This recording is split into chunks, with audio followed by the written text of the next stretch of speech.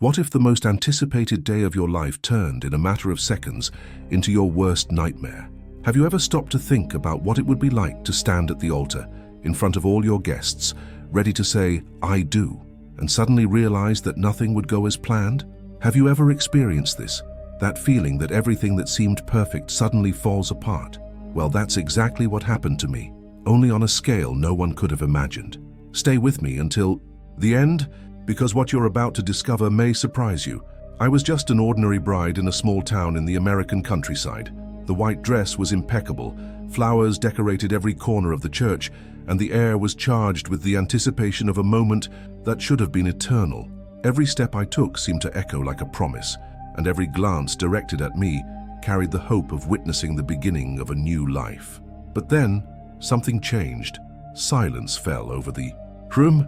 The groom didn't appear, and in that moment, what already seemed like a personal disaster began to become something much greater. Something that would forever mark not only my story, but that of all humanity. First came the noises, low, metallic, almost like thunder that wasn't coming from the sky. The guests looked up, trying to understand what was happening. The church lights flickered, the stained glass windows shook, and for a moment, I felt the ground vibrate beneath my feet. My heart was racing, but not from wedding jitters. It was fear, pure and utter. Have you ever felt that feeling of losing control? Yeah, I didn't know it yet, but the alien invasion had already begun, and I was right in the middle of it. What should have been the happiest moment of my life became a stage of horror. The altar, once illuminated by hope, now reflected the shadow of something no one could explain. Frightened looks, suppressed screams, and a strange silence that seemed to swallow everything around us. Suddenly, an intense light pierced the church windows, cutting through the space like a green blade, rendering everyone still. It was as if time itself had stopped. There, still in my wedding dress, I realized that my destiny was no longer that of a woman about to get married, but that of a survivor amidst the end of the world. While some ran desperately for the exit, I remained paralyzed. It was as if that light were watching me, as if it had chosen me. What would you do in my place? Would you run without looking back, or would you face the unknown, even knowing the chances of escape were slim to none? These are questions only those who were there can answer. And I was. I saw. I felt. At that moment, the groom's abandonment no longer mattered. The emptiness he left was quickly replaced by a much greater terror, not knowing if I would see the next sunrise. With each passing second, the feeling that something was about to reach me grew stronger. The white dress, which should symbolize purity and happiness, was now just an easy target amidst the chaos. What happened inside that church was just the beginning. The first hours of the alien invasion transformed my life and the lives of everyone around me into a nightmare impossible to erase. And if you think you've seen survival stories before, I guarantee nothing compares to what was about to unfold in the next 24 hours. And this is where my journey truly begins. With every second inside that church, I felt something greater watching me, as if that light weren't just a beam from the sky, but a direct, penetrating gaze that pierced me completely. It was impossible not to think, why me? Why right now, right in that place, was I being marked by the unknown? The sound of screams echoed, mixed with the deafening noise coming from outside, and all that remained was the feeling that the world as I knew it was ending before my eyes. And as I share this with you now, I want to extend an invitation. If this topic resonates with you, if at any point in this story you've ever imagined yourself in my shoes or felt the same anguish I did, leave a comment below with what resonated most with you so far. It could be a word, a feeling, or even a question that's stuck in your mind. Your participation here is what makes this channel grow and reach more people who, like you, want to delve into these stories of survival and alien invasions. And since we're building this journey together, your like is much more than just a click. It's the fuel that keeps this series alive. Every time you like, the video gains momentum to reach more people, so this community grows, and we can continue exploring these terrifying and fascinating scenarios side by side. And if you're not already a member of the channel, subscribe now and turn on notifications. That way, you won't miss any upcoming stories and can closely follow each new chapter of this invasion. This is where the stories come to life, and this is where you'll find others who, like you, are also wondering, what would it be like to survive the first 24 hours of the end of the world? Because what I experienced at that altar was just the beginning. And what was to come in the following hours was even more intense and impossible to forget. That morning, everything seemed exactly in place, as if every detail had been carefully crafted for a fairy tale. The small town where I grew up seemed suspended in time, with its quiet streets, wooden houses painted in soft colors, and that community atmosphere where everyone knows everyone. The church in the center, built over a century ago, was the heart of the place. The flowers adorning the pews, the scent of jasmine mingling with the guests' perfumes, the impeccably white dress that seemed to glow in the soft candlelight, everything created a scene of celebration, of promise, and of the future. I believed this would be the beginning of a new life, and I never imagined that fate had prepared something so brutally different. The guests smiled, whispered among themselves, some holding back emotional tears.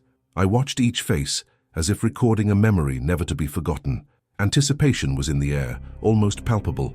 It was as if the very space around me vibrated with the idea that something grand was about to happen. But this vibration, which at first seemed like a positive energy, would soon transform into something dense, heavy, laden with omens no one could interpret. The emotional tension was so intense that my heart was racing and I thought it was just bridal jitters. Today, I know it was a warning. Each step I took toward the altar echoed within me like a signal of transformation. With each click of my heel on the wooden floor, something inside me seemed to whisper that this path would not be like the others, that something great and terrible was about to overtake me. I gazed up at the stained glass windows that let the sunlight stream in golden and blue beams, creating patterns on the red carpet. It was almost a cinematic scene, as if I were part of a carefully written script. And perhaps I was, just not in the romantic genre I expected, but on a journey of survival that would bring me face to face with hidden truths about human fragility in the face of the unknown. The bouquet in my hands trembled, and it wasn't just emotion. It was as if my body was trying to warn me that something wasn't right. I watched the guests arrange themselves, the soft music echoing through the aisles, and waited anxiously for the church door to open and reveal my fiancé. But time passed, and the silence, once enveloped by anticipation, began to grow uncomfortable. Eyes met, expressions turned to doubt, and each second of delay seemed to erode the hope that remained in the air, until the collective whisper became absolute silence, a silence that seemed to foreshadow something greater. At that moment, I felt alone among everyone. It was as if a part of me already knew that none of this would end as it should. The abandonment was a profound shock, a blow that struck not only my heart, but also my perception of reality. But what no one could have predicted was that the true impact was yet to come. The abandonment of the altar, painful as it was, would soon be overshadowed by something far more terrifying, one that would change not only my life, but the lives of every person in that city. It's curious to think how life places us at unexpected crossroads. One second, you're about to make decisions that you believe will define your life. Getting married, building a family, forging a path to stability. The next, you're thrown into a journey of survival where every choice means life or death. The transformation is so sudden that the mind takes a while to catch up, as if there were a disconnect between what the eyes see and what the heart accepts. That's how it was for me. From dreamy bride to witnessing an event that will never be forgotten. And when I think back to that moment, I can see the behind the scenes of something much bigger. It wasn't just about me or my wedding that never happened. It was about the revelation that behind the quiet routine of my city, there was a vast universe ready to invade, ready to show that we own nothing. The flowers, the dress, the smiles of the guests, all of that became a fragile backdrop to the hidden truth that was about to be revealed in the sky.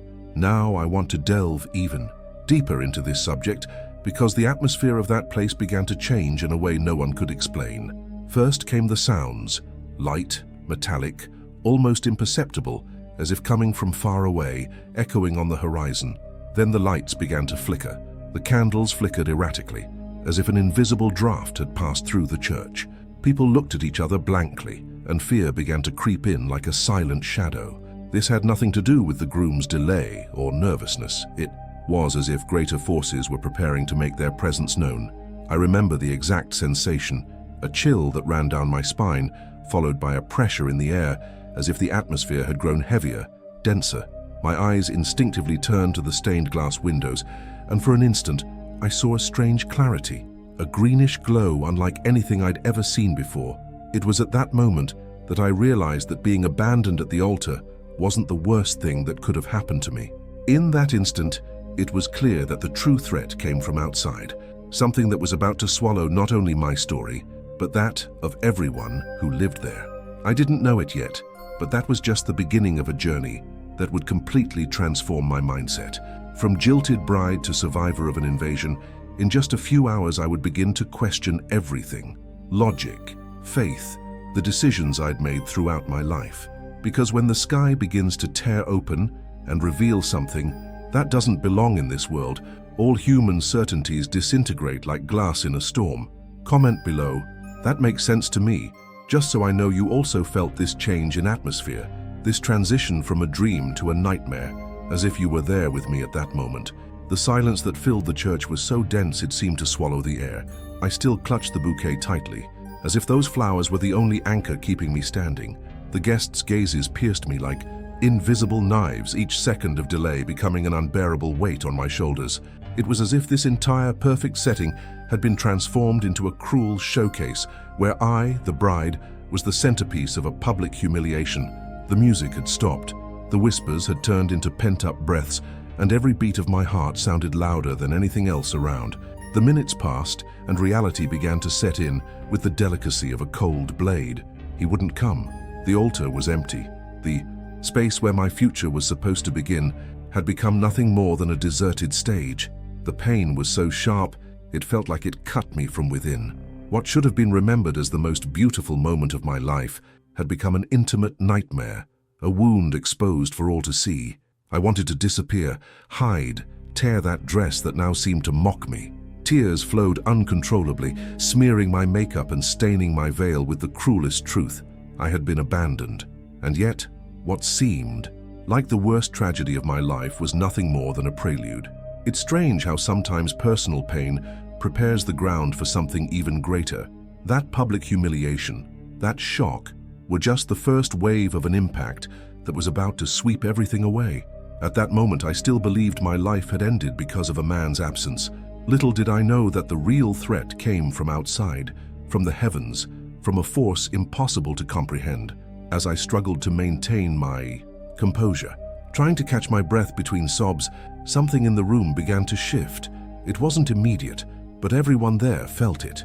A collective shiver ran through the room, as if the very atmosphere had shifted in density. Some guests stared at the stained glass windows, as if an invisible presence had crossed the air. It was subtle, but it was there. A strange vibration, a distant rumor that seemed to be getting closer. My personal grief still blinded me to it, but it was impossible to ignore the feeling that something beyond abandonment was about to happen. And it's curious how the mind works in these moments. When we're exposed to a deep pain like rejection, we tend to believe nothing could be worse. But there's always a hidden backdrop, a greater truth moving beyond our immediate comprehension. I was so focused on my fiancé's absence that I didn't notice the small revelations unfolding around me. The guests' rapid breathing, the uncomfortable silence that was no longer just awkwardness and was becoming fear. Every detail composed a silent symphony of warning. It was then that the unexpected began to manifest itself more clearly. The ground vibrated slightly, almost imperceptibly, as if it were merely a truck passing by. But within seconds, the vibration intensified, and the stained glass windows trembled, casting broken reflections onto the red carpet. People began to stir, and for a moment, everyone forgot my pain. The collective attention turned to the inexplicable, and the humiliation burning in my chest mingled with the fear that was beginning to settle in everyone's hearts.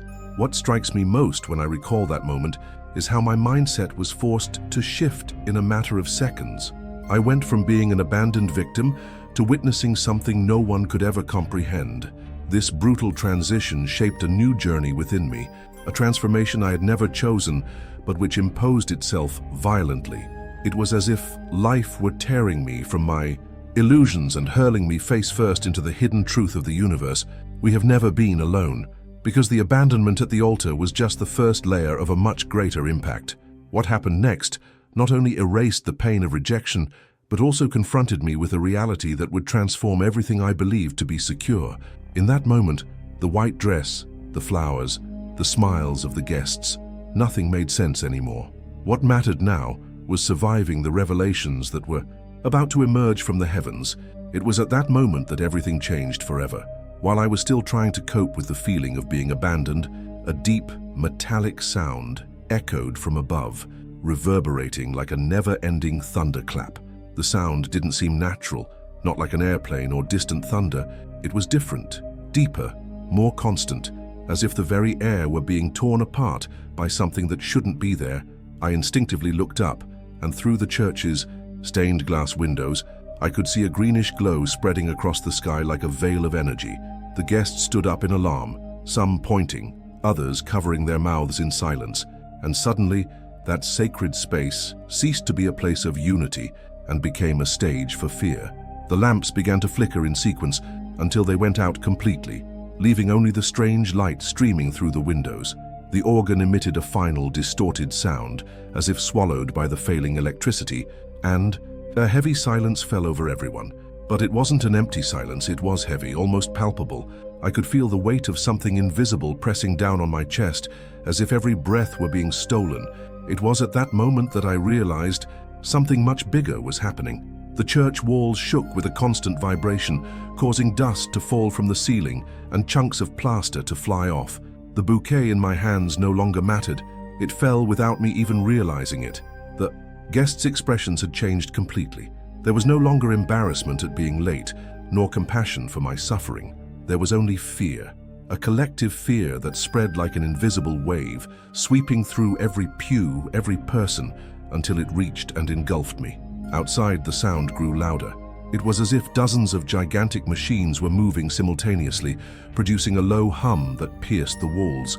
I could hear muffled shouts coming from the street, hurried footsteps, doors slamming. Someone shouted, "It's not possible," and that phrase echoed in my mind like an unforgettable mantra, because deep down I knew what I was hearing was anything but human. It wasn't the work of engineers, the military, or any other technology we'd ever seen. It was something different, something that came from somewhere else. And then the light came.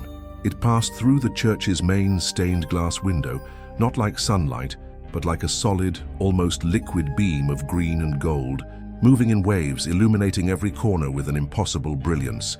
This light didn't just illuminate, it seemed to penetrate the skin, touch the mind, pierce bones. It was as if it wanted to read every thought, decipher every secret. I had never felt anything like it. It was invasive and at the same time fascinating. The psychological impact was immediate. It was impossible to continue thinking about the abandonment, the shame, or any human drama. The hidden truth unfolding before us was so grand that it reduced all our pain to dust. Some people rushed toward the doors in desperation, but they didn't open easily. It was as if an external force was keeping them closed, or perhaps it was just collective panic, making everything more difficult. The metallic sound outside intensified, accompanied by booms that resembled muffled explosions. I stood still as if mesmerized, watching the beam of light that now seemed to move, choosing a target within the church, and for a moment I felt as if it were me. The human mind is not prepared to handle this kind of revelation. What happens when you realize that something greater, something incomprehensible, is about to change everything? A transformation of mindset is inevitable. The abandoned bride had now become a witness, and this was the first step in a journey of survival I would never have chosen. The stained glass windows finally shattered into colorful shards that fell like sharp rain onto the pews. The wind blew in violently, bringing with it a metallic, almost burnt smell, as if the air had been scraped by invisible machines. And then we heard the first scream from outside, a different guttural scream that didn't resemble any known human or animal sound. That was the trigger. People lost all semblance of control, running, stumbling, screaming. Each one tried to find an escape that didn't exist. I still stood there, my eyes fixed on the beam of light, feeling my body tremble, but it wasn't just from fear.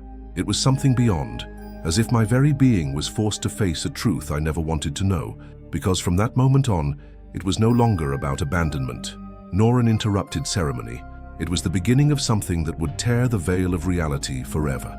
I was about to be thrown into a scenario where quick decisions would mean life or death, where every detail, every revelation would have a direct impact on my fate, and the fate of everyone there. What happened next was so fast and yet so slow that my mind seemed unable to register it all.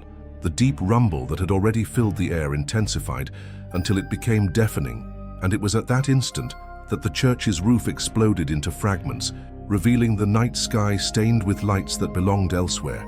Above, colossal, dark, irregularly shaped ships hovered, as if defying all notions of symmetry we know. They weren't like the ones we see in movies, bright and shiny. They were dense, heavy structures that seemed to suck in the very darkness around them, leaving the sky even darker than it already was. From these ships, beams of light descended, sweeping the city like the eyes of predators searching for prey. I saw with my own eyes when one of these beams reached a group of people outside, and within seconds their bodies were sucked upward, disappearing into the void, with screams that echoed until they were lost in nothingness. There was no logic, no time to think. This was not a spectacle, not a collective illusion. It was the stark revelation that humanity was not prepared to face what lay before it. Inside the church, panic gripped everyone. Guests screamed in despair, running in opposite directions, some falling onto the pews, others trying to climb through the broken windows. I saw women praying loudly, trying to invoke divine protection, while young people pushed and shoved, struggling for a non-existent exit. The sound of their screams mingled with the crash of the cracking walls, the metallic clang of the naves, and the continuous hum of the beams of light. It was absolute chaos, and in the midst of it all, I found myself completely alone, standing before the altar. The irony was cruel. I was dressed in white, a symbol of purity and new beginnings, but in that moment the dress made me an easy target. The contrast was so stark that I felt like a misplaced piece in a scene of destruction. The veils fluttered in the wind that entered through the openings of the destroyed structure, and for a moment I had the impression that the very beams of light sought the color white, as if I were a lone beacon drawing attention to my own fragility. That was when I understood. That dress, which was supposed to make me the protagonist of a happy day, now condemned me to be seen as prey. I wasn't running. My feet felt glued to the ground, unable to react. My heart was pounding desperately, but my body wouldn't keep up. It was as if a part of me had accepted that this could be the end. The sensation was strange, a mixture of paralysis and surrender. At the same time, something inside me was beginning to transform. The pain of abandonment, which minutes before had seemed unbearable, was now irrelevant in the face of the horror unfolding before my eyes. It was as if life was forcibly peeling back the layers of my former identity to mold me into something new. No longer a rejected bride, but a survivor in the making. The people around me continued to panic. I saw a mother clutching her small child, trying to shield him with her body, only to be swallowed by a beam of light seconds later. I saw men who had previously smiled politely during the ceremony, now pushing each other like cornered animals, willing to do anything to escape. The psychological impact of this contrast was devastating. It was like watching an entire world crumble in a matter of minutes, taking with it all the social masks we'd constructed over our lifetimes. There, in the chaos, only the hidden truth of our nature remained, the instinct to survive. It was at that moment that I realized the transformation wasn't just external, not just the ruined church or the city being consumed by ships appearing out of nowhere. The transformation was within me. My mindset shifted in seconds as if a new consciousness were being forced into existence. I understood that decisions would need to be made without time to think, and that hesitation could mean disappearing like so many others who had already been taken. It was no longer about what I had lost, but about what I could still save: my life. The screams, the metallic clang of the ships, and the flash of lights formed an apocalyptic symphony. And amidst this orchestra of destruction, I wondered, why was I still there, intact, untouched? Was it luck, chance, or something more? This question haunted me as the chaos intensified. Perhaps somehow I had been chosen, not by a groom who had never appeared, but by much greater forces that now revealed their presence. Now I want to delve even deeper into this topic, because it was from that moment on that I understood that chaos was not only an end, but also a beginning. Each revelation that came from the sky, each beam of light that sucked another life, pushed me on an unexpected journey.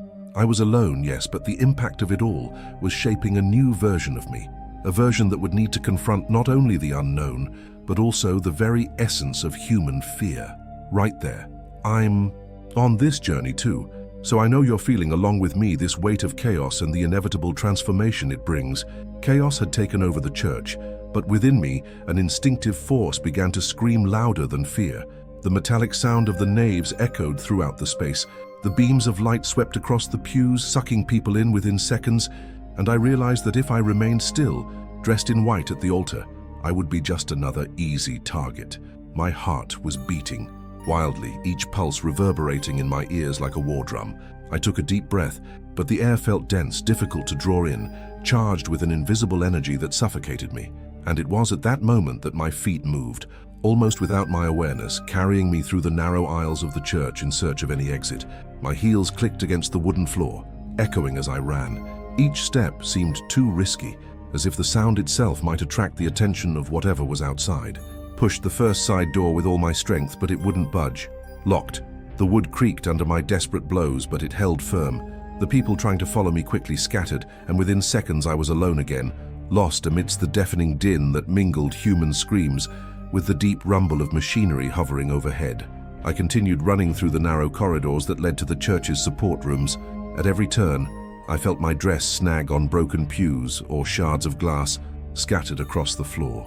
The once delicate lace ripped into shreds, leaving behind fragments of a broken dream. I was no longer a bride, just someone trying to survive. My breath was ragged, shallow, almost painful. I could hear my own blood pounding in my ears, drowning out even the distant screams. Then it happened. As I turned a corner, the dim light from the lamps revealed something I would never forget. At the end of the narrow path, amidst the darkness and dust, a humanoid silhouette loomed large against the wall, tall, slender, but unnatural. The body was too thin, elongated, with movements unlike any creature on Earth. What struck me most was not the shape, but the way it seemed to move silently, almost as if gliding rather than walking. The shadow stretched long against the wall, and for a moment I thought I saw thin tentacles extending from its arms. My heart skipped a beat. I froze. My body simply refused to respond. Instinct screamed to run, but the fear was so deep, it paralyzed me. The silence between us was unbearable. I felt as if I were being studied, observed, measured. There were no eyes I could see, but the sensation of being devoured from within was real, almost physical. I took a step back and tripped on a piece of broken wood, producing a loud crack that echoed like a sentence. It was at that moment that the silhouette moved faster than I could have imagined. I ran. My body finally responded, driven by sheer desperation. The narrow walls hemmed me, thin, and each step seemed slower than it should have been. Behind me, the sounds were too soft, almost as if the thing didn't need to make an effort to reach me. I pushed at another door, and this time it gave way. I entered a small sacristy filled with ancient cabinets and threw myself inside, slamming the wooden door shut behind me. My chest burned, air was coming in with difficulty, and my hands trembled so badly they could barely grip the doorknob. In the suffocating silence of that space, I heard the sound. It wasn't loud, it wasn't a crash. It was a slow, steady scratching, like nails raking the wood of the door. Each scratch seemed to slide straight through my nerves, forcing me to bite my lip to keep from screaming. My heart was beating so fast I feared it might give me away. I felt a tear run down my face, not from sadness, but from sheer terror. I knew if I stayed there a few more seconds, I'd be found. I looked around, desperately searching for another exit. A small, stained glass window, too high to reach easily, was the only option. I braced my feet on a rickety chair and began climbing, tearing my dress further. The scratching sound grew louder, turning into heavy thuds that vibrated the wood. With a final effort, I pushed against the stained glass window with my shoulders, shattering it into shards that clattered outside. The chair gave way, but I managed to grab the edge and pull myself out. I landed on the damp floor at the side of the church, the impact knocking the air from my lungs, but I was alive. Outside, the scene was even more terrifying. The sky was filled with ships, floating silently like satisfied predators, while beams of light continued to hunt people in the streets. Houses were in flames. Abandoned cars with open doors and alarms blaring formed a trail of chaos through the city. The smell of smoke, gunpowder, and that same metallic odor permeated the air. The silence of the creature inside the church was replaced by the distant roar of alien machines, but the feeling of being hunted didn't leave me. Every step I took felt like my last. I kept looking back, imagining seeing that silhouette emerging from the darkness, but the emptiness was even more frightening than its presence. I knew I couldn't stop, that I had to keep going even without knowing where. My body trembled, my torn dress dragged on the floor, and my hands were covered in scratches and blood from the shards of glass. I was no longer the same person who had entered that church hours before. Something in me had changed forever. This escape wasn't just a race for survival. It was the beginning of a mental and emotional transformation that forced me to see life from a different perspective. From abandoned bride to fugitive in a collapsing world, every decision I made revealed a hidden truth: that survival requires not only physical strength, but also a mindset capable of facing the impossible. When I managed to move a few feet away from the side of the church, I realized that nothing that was happening could be undone. The world I knew was gone, crushed under the weight of a brutal revelation. We weren't alone, never had been. The street before me looked like a scene from a nightmare. Cars burned with their doors still open, some with their headlights on, others in flames, as if their drivers had been ripped from their seats mid-ride. The smell of smoke mixed with a metallic odor permeated everything, making the air nearly unbreathable. Cracked buildings dropped chunks of concrete onto the sidewalk, and shattered windows reflected the eerie glow of the ships still hovering over the city. There were no sirens, no police, no help. Only silence, punctuated from time to time by distant screams and the constant hum of the machines that dominated the sky. It was at that moment that the pain of abandonment, which minutes before had seemed like the greatest burden of my life, dissolved into something much deeper. I understood then that the greatest pain wasn't the absence of my fiancée, nor the humiliation in front of everyone. The greatest pain was realizing that I might be one of the last people alive in that place. This realization fell upon me like an impossible weight to bear. My mind, in shock, tried to resist reality, creating quick explanations, seeking rationalization. Maybe it was a military attack, maybe a new secret weapon, but deep down, I already knew. There was nothing human about that. Invasion. The once familiar streets now felt like a battlefield. Every detail reminded me of the abrupt transformation I was experiencing. The corner bakery, where I used to have coffee on Sunday mornings, was in ruins. The playground in the square, where I'd so often heard children's laughter, was empty. The swing still creaking in the wind, like an echo of a life that had ended in a matter of minutes. It was impossible not to think of the emotional toll all of this would take on those who survived. What did it mean to move on when the world itself had ceased to exist? I walked a few meters, stumbling over the debris, and with each step, my heart beat faster. It wasn't just fear of what might appear at any moment, but also the weight of loneliness. Being alone in a scene of such absolute destruction is something that changes anyone's mindset. You begin to realize that all certainties are fragile, that all decisions must be made without guarantees, that survival is an unfair game in which no one is given clear rules. The hidden truth was revealed there. We are too small in the face of the unknown. As I walked, I saw traces that left a deep impression on me. A bouquet of flowers thrown on the ground, just like the one I had dropped at the church. A cell phone ringing unanswered, its screen illuminating the blood-stained asphalt. Children's shoes abandoned in front of a destroyed store. Each object was a frozen memory, a story interrupted, a memory that would never be recaptured. It made me understand there was no going back. This wasn't a passing situation. It was a new reality that had violently imposed itself, tearing at the fabric of what we called normality. And the scariest thing was that even amidst the horror, there was a strange beauty to the scene. The lights from the ships cast long shadows over the buildings, creating almost artistic images of destruction. The smoke, colored by the explosions, painted the sky in orange and green hues. It was as if the end of the world had an aesthetic, cruelly beautiful side, which made me ponder the contradiction of witnessing something so devastating and, at the same time, so hypnotic. This ambiguity moved me in a way I've never been able to erase. At every corner, at every ruin, I felt I was leaving behind not just a city, but also the person I had been until then. The naive bride, preoccupied with the altar, the ceremony and other people's expectations, had disappeared along with the first rays of light that cut through the sky. In her place emerged someone different, someone who had to accept a new identity shaped by fear, loss, and the need to survive. This was the most painful transformation, not just losing external things, but saying goodbye to herself. I didn't know where to go or if there was a safe destination. What drove me was the sole urgency to not stop. Silence was my enemy. for it forced me to listen to my own thoughts, and my thoughts were like sharp blades cutting mercilessly. Were there other survivors? Was the whole world under attack, or was it just my city? These questions swirled in my mind like an unanswered whirlwind, leaving me increasingly exhausted. It was then that I heard a different sound. Amidst the hum of the ships and the crack of crumbling structures, a muffled cry emerged. I stopped. My heart raced again, not with fear, but with hope.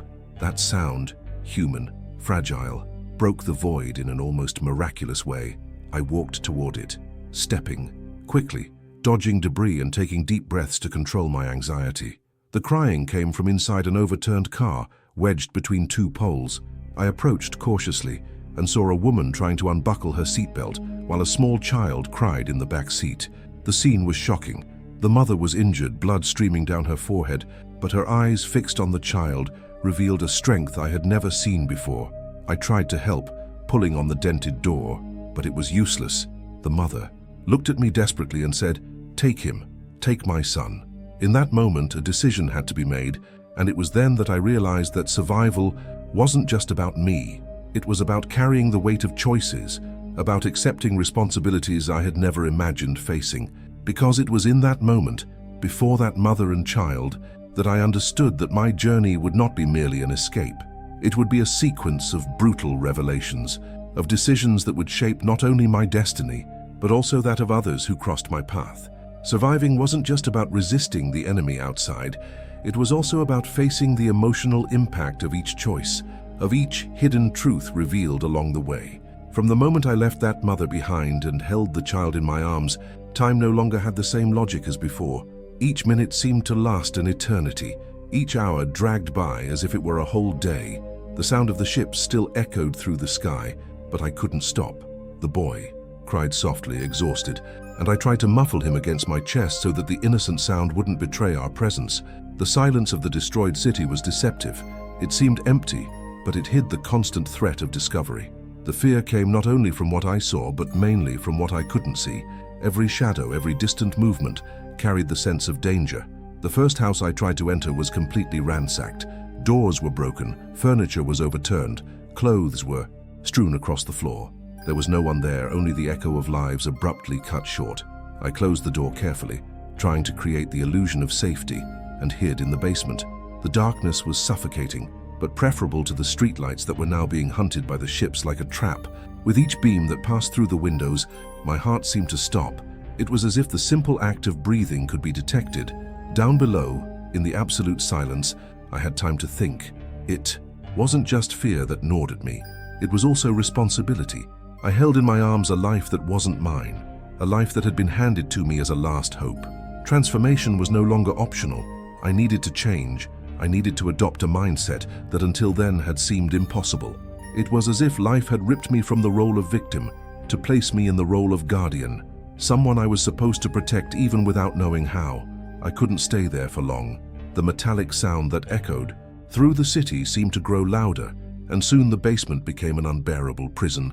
I climbed out the back window and continued walking through the darkness.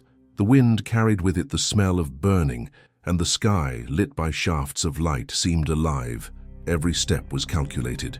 I moved through the shadows, trying not to attract attention, avoiding main streets, and choosing shortcuts I knew from my childhood in that city.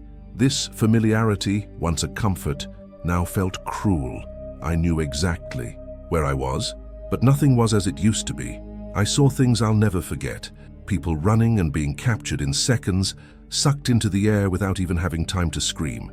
Others hiding in shops, desperately pulling at iron doors, only to be illuminated by a beam that pierced the ceiling and carried them away. What frightened me most was not just the violence, but the efficiency. It was as if those machines knew exactly where to look, as if nothing could escape their vigilance. I ran, but a part of me wondered how long I would last. On a corner I found a house with its windows intact. Instinct led me there. I pushed the door open slowly, and to my surprise, I found other survivors. There were 3 of them, an elderly man, a middle-aged woman, and a frightened teenager. They looked at me suspiciously at first, but when they saw the boy in my arms, their expressions changed. On each face was the same mix of fear and hope. No one knew what to say. There were no questions about who I was, where I came from. There, in that moment, the past didn't matter. Only survival mattered. We decided to stay together for a few hours. We closed all the curtains and turned off any light. We communicated only in whispers, fearing that even the sound would give us away. Every outside noise made our bodies shrink, as if we wanted to disappear into the silence. Time seemed frozen. I reflected on the cruel irony of it all. Minutes before, my biggest worry was being left at the altar. Now, every decision was a matter of life or death. That night, if it could still be called night, the sky seemed more alive than ever. The ships continued to hover, like tireless predators. Every now and then, the entire city was illuminated by beams that swept across entire blocks. The sound of explosions and screams formed a constant backdrop, a reminder that at any moment we could be next. It was impossible to rest.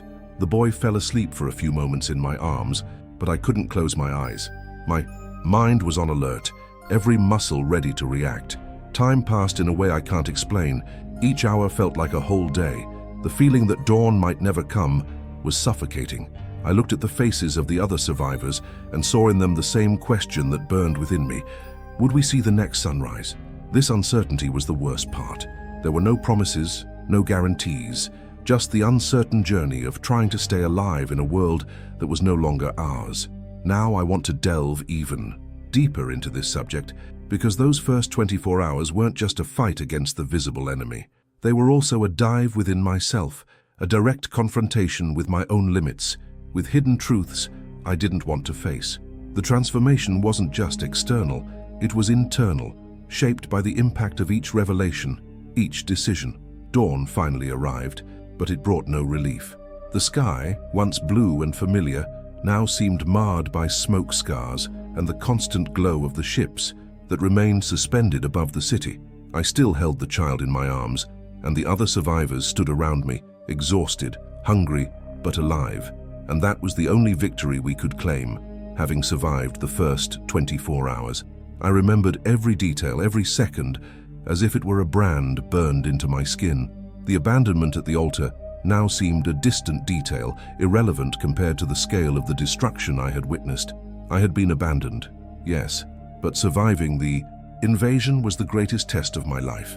The most impressive thing is realizing how quickly the human mind can adapt to the impossible.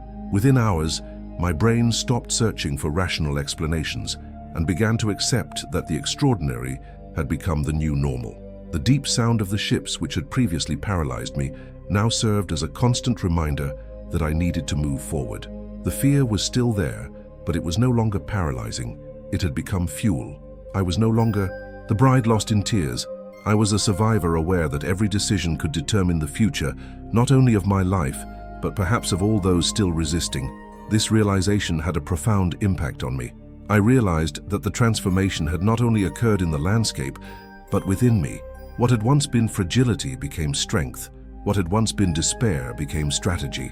Each revelation pushed me into a mindset where there was no room for illusions, only for clear and objective choices. I constantly asked myself, who was I becoming? The answer wasn't simple, but it was tied to an instinct that seemed dormant and was now awakening in the face of threat. The streets still carried the echo of destruction. On every corner, a silent frame revealed interrupted stories. An abandoned bicycle, a broken toy, a ring dropped on the asphalt. All of this showed that ordinary life was over, but at the same time it also showed how precious every detail of existence was. It was impossible not to think that perhaps we were facing some kind of hidden truth, a cruel revelation that we were never in control. We built our routines, our parties, our weddings, but all it took was one night for everything to be ripped away without warning. At that moment, I realized that the war against them wouldn't just be physical, it would also be psychological, spiritual, and emotional. They had the power of technology, but we had something that couldn't easily be sucked into their beams of light. The ability to resist, to adapt, to transform pain into strength. This journey wasn't just about fighting what came from the sky, but also what was building within us: fear, hopelessness, doubt. Winning meant overcoming these internal barriers before even facing the external enemy. And as I walked through the destroyed streets, still with the child in my arms, I felt a thought grow within me. This had been just the first night, a night that revealed the impact of the revelation. that ripped away every certainty I had and threw me into an unknown battlefield. A night that shaped a new version of me, tougher, more aware, but also more alone. Because the war that was beginning wasn't just theirs against us, it was also mine against myself. Because I understood that survival isn't just about escaping from ships or hiding from beams of light. Survival is about facing the inevitable transformation that comes when the world you know shatters and forces you to be reborn from the ashes. And if you've made it this far with me, you've already realized that this story wasn't just about fear or destruction, but about what happens inside us when everything falls apart.